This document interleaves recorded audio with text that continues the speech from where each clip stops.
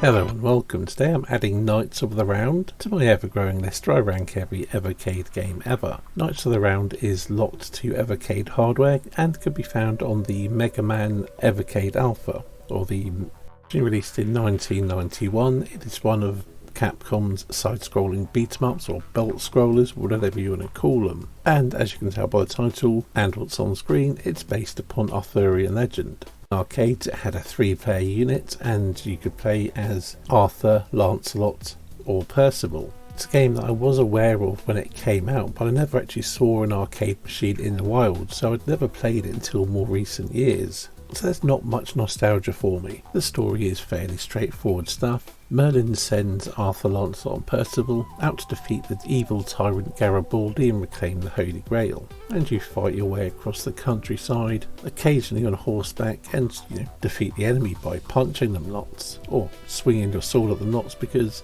although it's a beat 'em up, you do have swords because, well, why wouldn't you in an Arthurian legend based hack and slash? Gameplay. Actually, it plays a lot like Final Fight. You've got your basic combo attack, a forward attack, a jump attack, your health draining crowd control special attack, and a timed block, which comes in handy with bosses. 3 characters all play slightly differently. Arthur is your balanced character, Lancelot is your fast, long-reaching character who does less damage, and Percival is your hard hitter with the shortest reach, but he also has a dash ability. Horses, while you jump on them, much like you do in these games, if you double tap forward, you do a sort of a horse jump and charge, and it gives you extra damage and speed on your attacks. You'll probably get knocked off quite quickly, again as you do in these games, and enemies can ride the horses as well. Reasonable amount of enemy variety. I mean, largely you do see the same types come up. You've got your general swordsmen, some armoured warriors, some agile flipping about type enemies, tigers and various other things. All in all, it is a fairly standard Capcom beat 'em up, but that's not a bad thing. Graphics. Some large detailed sprites with some smooth animation, atmospheric medieval environments, and sort of distinctive looking armour and weapon looks on the various sprites. All in all, I'd say it's a rather good looking game for the hardware, which was the Capcom CPS-1 board. Sound and music.